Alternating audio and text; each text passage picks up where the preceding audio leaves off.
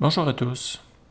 Aujourd'hui, je vais vous présenter la réception de messages par communication série depuis un module Arduino vers LabVIEW.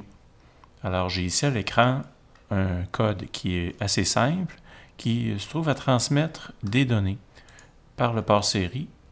Ici, on l'aperçoit. Alors, ce que ça fait exactement, ça incrémente, ça commence à 0, et puis ça augmente le nombre par intervalle de 1000, donc jusqu'à 30 000. Alors, le code se lit comme suit. L'initialisation du port série. Pour tous les x commençant par 0 jusqu'à 30, x augmente de 1. Donc, la première exécution, ça va passer à 1, la deuxième à 2, ainsi de suite. Donc, ça veut dire qu'ici, ces lignes de commande-là vont s'exécuter 30 fois. Alors, qu'est-ce qu'on retrouve? Un délai, une impression de la valeur de y qui, au départ, vaut 0. Y égale y plus 1000, donc le second tour y vaut 1000, 2000, ainsi de suite. C'est pour ça qu'on voit la valeur y augmenter. Après, le dernier test où x est plus petit ou égal, donc x vaut 29, à ce moment-là, le test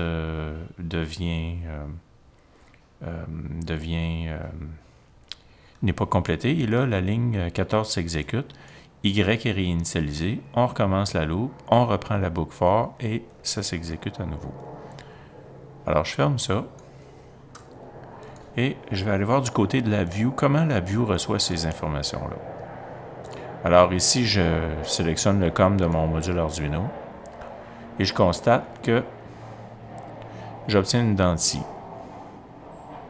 Alors, les données, je vais effacer mon graphique puisqu'il y avait des erreurs au départ. Alors, les données, d'où proviennent-elles et qu'est-ce qu'on voit à l'écran? Ici, c'est un diagramme là, qui nous montre une force. Ce n'est pas la donnée brute recueillie. La donnée brute recueillie, elle est, ici on va voir, je vais faire arrêt, CTRL E. La donnée brute recueillie est sur le fil rose. Si j'exécute à nouveau le code là, et que je clique sur le fil, je suis censé voir le nombre qui apparaît. L'explication ici, c'est que on divise par 1000. Ce sont en fait, ici dans le contexte du programme, des grammes qui sont convertis en kilogrammes, donc divisé par 1000. Puis, comme il s'agit d'une force, on multiplie par 9.8 pour 9.8 newtons par kilogramme. Et c'est ce que mon graphique affiche. Alors, comment faire pour réussir tout ça? C'est ce que je vais vous montrer aujourd'hui. Donc, je vais arrêter l'exécution du programme. Je vais nettoyer un peu l'écran. Et je vais vous montrer où sont cachés tous ces blocs-là et à quoi ils servent. Le premier, c'est l'initiation du port série. Alors, on retrouve ça dans... Dans communication, sûrement. Protocole.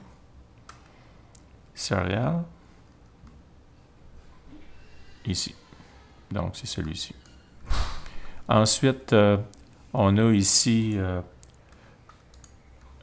une structure. Donc, une flat séquence, c'est ça ici. À l'intérieur de laquelle on retrouve une horloge. Donc, pour attendre, l'idée ici, c'est d'attendre un nombre de millisecondes plus grand que l'intervalle de transmission. Donc, afin qu'on ne se trouve pas avec un port série qui est vide. Donc, create constante.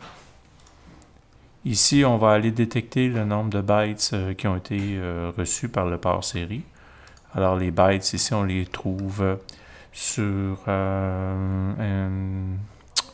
les bytes, ça devrait être dans probablement signal in communication, data communication, protocole. D'instinct, j'irai voir ici. Non, c'est pas là.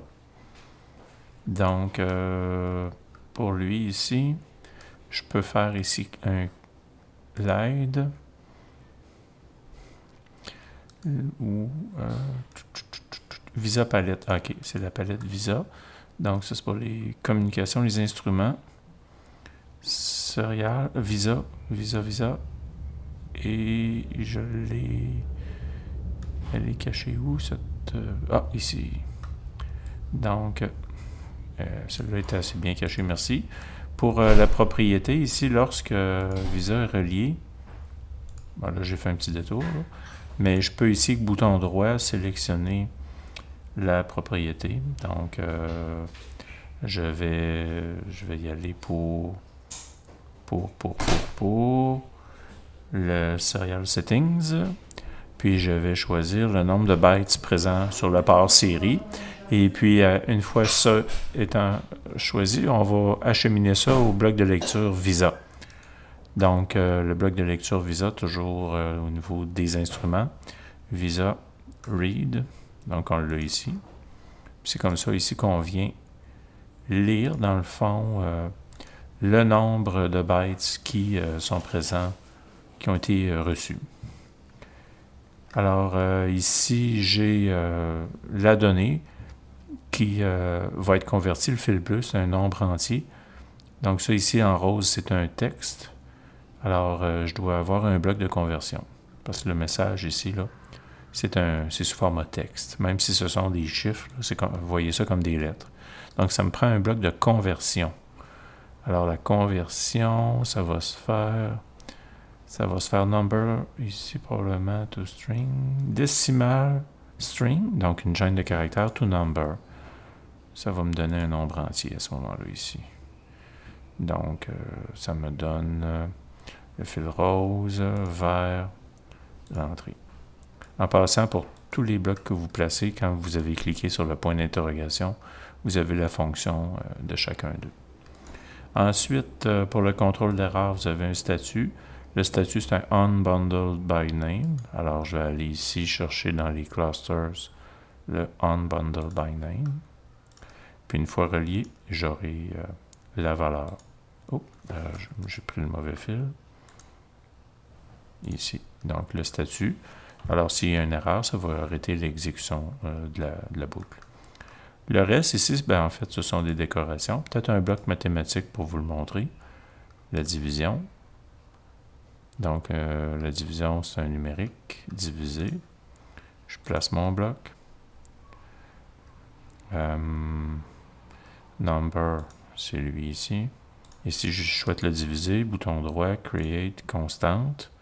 Et j'aurai une valeur, exemple 1000. Enter.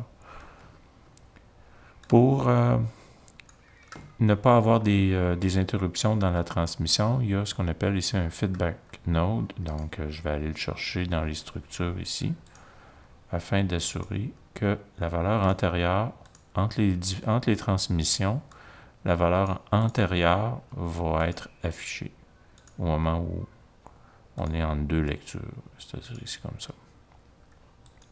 Le reste, Visa Close, donc le dernier. Visa, ça c'est dans Instruments, Visa. Close, où es-tu? Ici.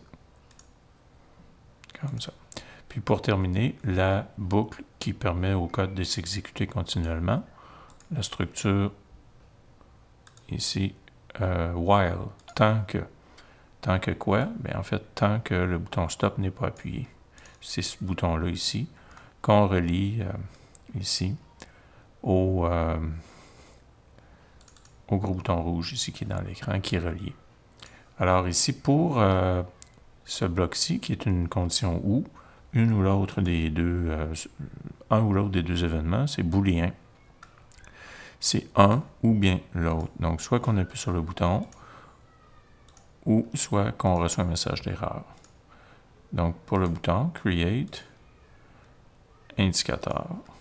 Et là, ici, à l'écran, si je double-clique, il est là, mon bouton. Il est moins joli, là. Donc, on peut s'en choisir là, au choix, depuis l'interface ici, ou avec le bouton droit, je peux avoir un bouton comme ça, par exemple. Stop, tiens, comme ça. Et si je le double-clique, il est ici. Et j'ai un relais là. Et ça va fonctionner. Donc, il reste à passer les derniers câbles et le tour est joué.